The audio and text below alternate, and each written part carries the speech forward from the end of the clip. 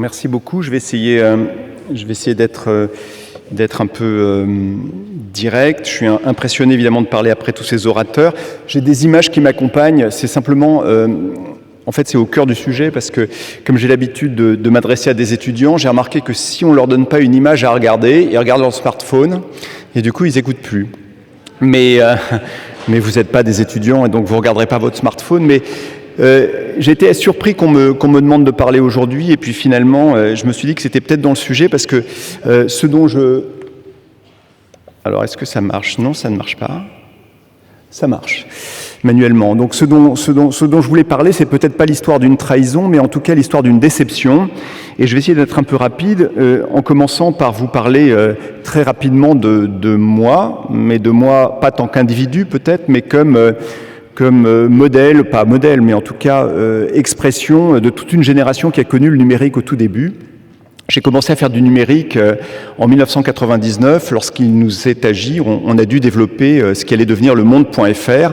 Et à l'époque, je participais vraiment, en tout cas je croyais vraiment à toutes les utopies numériques. J'ai mis là l'arbre d'Avatar, c'est-à-dire l'idée d'un réseau qui nous mettrait tous en commun, partagerait la connaissance, l'information pour produire de l'intelligence collective, de l'économie du partage, et quelque chose qui ressemblait finalement à un moment donné...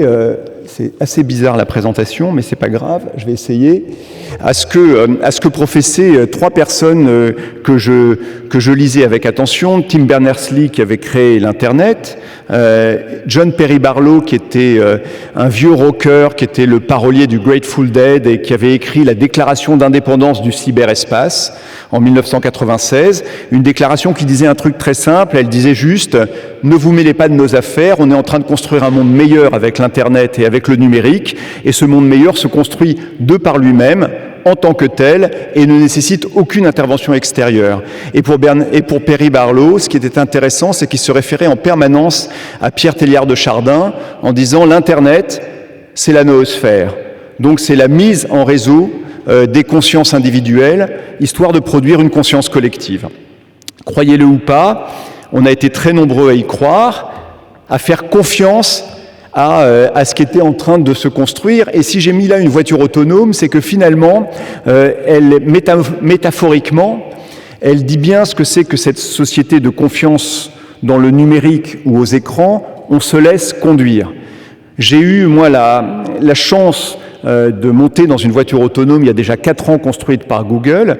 Je le mentionne dans le petit texte là, et ce qui arrive est assez simple en fait, c'est-à-dire que dans les premières 3-4 minutes, c'était dans un grand parc en Écosse, et donc la voiture est là sur une sorte de circuit, elle fait des virages, elle s'arrête, elle laisse passer des piétons, elle reprend. Les 2 premières minutes, vous êtes absolument terrorisé. Les 2 minutes ou 3 minutes suivantes, vous êtes totalement fasciné, et tout le reste du temps, vous vous ennuyez à mourir. Et qu'est-ce que vous faites parce que vous vous ennuyez à mourir? Vous regardez votre smartphone, et vous allez voir sur Twitter ou ailleurs qu'est-ce qui s'est passé, et vous oubliez absolument qu'il y a une voiture qui vous conduit, et que cette voiture, elle obéit à un système, à des algorithmes de préférence, à des préférences qui ont été prédéfinies. Et donc mon petit livre parle de ça, il parle de cette confiance-là et surtout de ce qui nous est arrivé avec ce que j'ai tendance à appeler la société de la nuque baissée, c'est-à-dire que quand vous voyez... Moi je suis le premier, juste un petit détail, pour écrire mon livre, je dis souvent qu'il faut être soit docteur, soit malade, et je ne suis pas docteur. Donc je suis évidemment totalement atteint par ce syndrome de la nuque baissée, à regarder toujours et en permanence mon écran. Et en fait, ça vient de 2 observations. La première, c'est nos comportements, c'est-à-dire effectivement le fait qu'on a en permanence la nuque baissée et que donc il y a des comportements qui ont été comme ça déterminés avec des mots qui sont assez drôles et que moi j'ai toujours tendance à mentionner. Le veilleur sentinelle, par exemple, est celui qui se lève la nuit pour regarder son portable. Ça vous semble aberrant, en France on est 21% à être des veilleurs sentinelles. Et j'ai dit, nous sommes 21% à être des veilleurs sentinelles. Il y a un autre phénomène qui s'appelle le snubbing, c'est-à-dire qui est une contraction de téléphone et de snobber. C'est quand, dans un dîner familial, dans un cours, dans une conférence, dans une réunion, vous regardez ostensiblement votre portable alors que quelqu'un s'adresse à vous. Et si vous n'avez jamais vécu ça, ça m'intéresse de le savoir, parce qu'à mon avis, on le vit tous en permanence. Il y a d'autres choses aussi qui vont un peu plus loin en dehors de nos comportements. Il y a les pathologies aujourd'hui, et vous avez aujourd'hui un laboratoire qui s'appelle le Near Future Laboratory, qui a distingué plusieurs sortes de pathologies qu'il appelle mentales, mais moi je ne suis pas médecin, qui sont l'assombrissement. L'assombrissement, c'est quand vous êtes obsessionnellement poussé à regarder le destin d'une personne sur les réseaux sociaux. Le syndrome d'anxiété, il porte mal son nom parce qu'en fait, c'est le besoin irrépressible de poster quelque chose de son existence sur Instagram ou sur les réseaux. Je vais au restaurant, hop, je photographie mon assiette. Mais oui, ça se fait énormément. Ça s'appelle même le food porn. Ça dit bien son nom, mais je tombe dans un ravin parce que j'ai essayé de prendre la photo du selfie qui va bien et je me suis reculé. C'est aussi être victime du syndrome d'anxiété. Troisième pathologie enfin, l'atasagoraphobie, qui est la peur panique d'être oublié et le besoin irrépressible de regarder si on a été aimé, partagé, liké sur les réseaux, bref, si quelqu'un se rappelle de notre existence sur ces réseaux-là, ça c'est le premier point. Et deuxième point surtout, si on se rappelle de nous plus que de nos autres amis dans un souci de compétition. Et donc tout ça pour dire que j'essaye de parler, rassurez-vous, je vais tenir les 15 minutes, des deux phénomènes, on n'est pas dans l'introduction, des deux phénomènes qui sont à la fois la dépendance individuelle, qui se développe de façon croissante et qui commence à faire l'objet de beaucoup de recensions et d'articles médicaux, mais aussi, deuxième phénomène, la polarisation sociale. Et là, je vais y passer un peu plus de temps, c'est-à-dire le fait qu'à un moment donné, sur ces réseaux, sur ces outils, tout pousse à l'affrontement et à l'extrémisation des positions plutôt qu'à la définition d'une position commune. Ce graphique-là est juste extrait d'une étude qu'on a fait pour l'Institut Montaigne avec le Media Lab de Sciences Po et le Center for Civic Media du MIT, montrant un peu comment, sur l'ensemble des réseaux, là c'était les gilets jaunes, comment se répartissaient les opinions ou on va dire les différents messages autour des gilets jaunes. Et donc en fait, ce que j'essaye de dire, c'est que tout ça, tout ce qu'on vit, la dépendance, c'est-à-dire le besoin irrépressible de regarder son écran, et cette compulsion à être dans un espace social où j'ai entendu ce qu'on disait, c'est-à-dire on s'affronte, on s'engueule, et dans un espace qui mélange à la fois l'information, l'influence, mais aussi la conversation, on a tendance à se polariser. Ceci, d'après moi, n'est pas le résultat d'un déterminisme technologique, et ça n'est même pas le résultat de qui nous sommes, mais c'est en partie produit par un modèle économique. Et le modèle économique, il est assez simple, je vais essayer de vous l'expliquer rapidement, c'est en fait le mélange, et là j'ai mis deux personnes qui peuvent l'incarner, le mélange de deux choses, c'est-à-dire un modèle purement publicitaire, l'économie de l'attention vieille, si j'ose dire, celle qui déjà déterminait les médias audiovisuels, la télévision, la radio, c'est-à-dire l'audience, le fait qu'elle passe du temps à regarder la télé ou la radio, ça donne un chiffre d'affaires publicitaire. Et de l'autre, on va dire les techniques numériques mises en œuvre pour justement arriver à faire ce que B.G. Fogg, qui est le patron du laboratoire de Stanford de captologie, arrive à capter votre attention, y compris quand vous êtes en train de faire quelque chose. Et donc très rapidement, parce que j'ai pas beaucoup de temps, il faut imaginer deux choses qui ont changé avec l'univers numérique d'un point de vue économique. C'est que d'abord, avec l'outil qui est le smartphone, je peux essayer de capter l'attention des gens tout le temps. Et pas seulement quand ils sont dans leur salon en train de regarder la télévision, ou pas seulement quand ils sont dans leur voiture en train d'écouter l'autoradio. Mais la connexion permanente, c'est l'essai de capter l'attention des gens en permanence, y compris quand ils sont en train de vivre, y compris quand ils sont en train de vivre autre chose. Et la deuxième chose, elle est évidemment liée à la data, c'est-à-dire la connaissance que j'ai des données individuelles, la capacité que j'ai de profiler les choses, fait que je suis capable d'attirer l'attention non pas d'une masse, comme pour les télévisions ou les radios, mais d'un individu en collant au mieux à ce qui va le faire réagir et ce qui va capter son attention. Et vous savez ce qui le fait réagir et qui fait mieux capter son attention, c'est l'émotion. Et donc nous avons basculé dans une économie de l'attention qui est purement émotionnelle pour des raisons totalement économiques, parce que l'émotion sur Internet gagne mieux sa vie qu'une information rationnelle, parce qu'elle est plus viralisée, plus partagée, plus regardée immédiatement, et donc efficacement, elle est plus efficiente d'un point de vue économique. Alors après, si j'avais du temps, ce que je n'ai pas, parce que les 5 minutes ont été données aux interlocuteurs précédents et non pas à moi, vous voyez comment ça polarise en fait, hein, c'est terrible. Donc je ne prendrai pas 5 minutes de plus, parce qu'il y a Daniel Cohen derrière moi, et il me tarde de l'écouter, mais on utilise du coup des principes reliés aux neurosciences pour dessiner les interfaces numériques des grandes plateformes sociales. Je prendrai un exemple, puisque je n'ai pas le temps de détailler tout, c'est celle évidemment de la récompense aléatoire. Quand vous entendez aujourd'hui l'ensemble des interlocuteurs du numérique, de ce que j'appelle les repentis de la Silicon Valley, vous dire qu'on est dans une économie de casino, c'est simplement parce que la plupart des interfaces numériques fonctionnent sur le principe de la récompense aléatoire.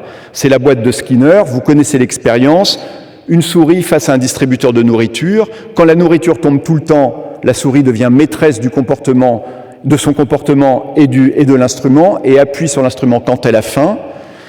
Quand le distributeur de nourriture se comporte comme une machine à sous, de temps en temps un peu de nourriture, souvent pas, de temps en temps énormément de nourriture, alors la souris appuie de façon compulsive sur le bouton, y compris quand elle est rassasiée, y compris quand il y a plein de nourriture à ses pieds.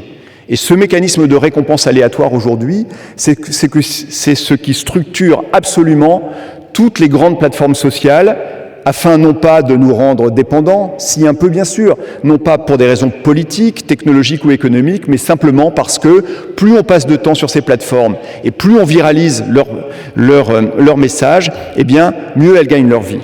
Donc on est une sorte de mine à ciel ouvert aujourd'hui, et je vais là passer pour conclure, parce qu'il me reste 1 minute 30, on est une mine à ciel ouvert par rapport à notre temps. Je n'ai pas le temps d'ici de parler du principe d'accélération, qui est notamment étudié par Armut Rosa, mais il faut bien avoir conscience qu'aujourd'hui, il y a une sorte de perte de confiance parce qu'on a l'impression que notre temps ne nous appartient plus, alors que ces outils étaient censés justement nous faire gagner du temps. Et donc, je voudrais juste dire 2 choses par rapport à ça. La première, c'est que s'il y a aujourd'hui une crise de confiance, voire une défiance accélérée aux écrans, c'est parce que 2 choses ne sont pas passées comme prévu. D'abord, il y a une confiance dans la transaction qui a été démentie, et après une confiance dans la représentation. La confiance dans la transaction, c'est qu'au départ, ces outils étaient faits pour nous faire gagner du temps, et quand ils ont décidé de se rémunérer par la publicité, ils ont décidé que le temps qu'ils nous faisaient gagner, ils en prenaient une petite partie pour se financer. Aujourd'hui, toutes les études comportementales montrent que notre sentiment, je ne dis pas que c'est la réalité, c'est que le deal est déséquilibré. On nous prend plus de temps qu'on nous en fait gagner. Et la dépendance aux écrans, c'est de dire « tu me prends plus de temps que tu ne m'en faisais gagner grâce à ton moteur de recherche ou ta mise en relation ». Donc, le deal est déséquilibré. La deuxième chose, là, tout ça, vous n'y aurez pas droit parce que je n'ai pas mes 5 minutes. Ah, merci. Oui, vous dites ça, mais si j'avais dit, bon, d'accord, là, vous seriez sacrément déçus. Donc non.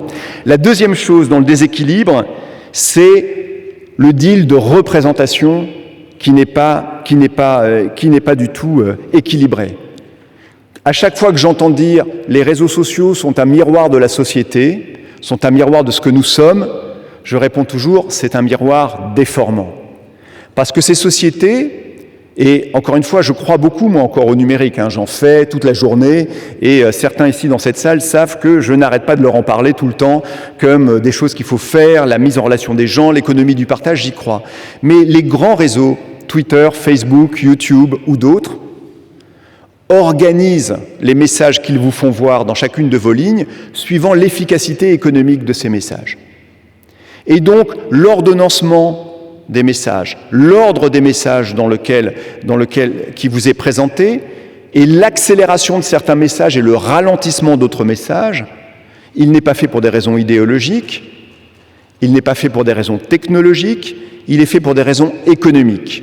Je mets en avant le message qui est le plus économiquement efficace quand je m'adresse à toi. Et ce qui est le plus économiquement efficace, c'est ce qui va attirer ton attention, y compris quand tu ne me prêtes pas attention, et ce que tu vas avoir tendance à partager, y compris quand tu n'as pas envie de me partager. Faites le test, on l'a fait 1000 fois d'un point de vue économique avec les étudiants, vous verrez qu'un message outrancier se viralise 12 à 15 fois plus qu'un message rationnel.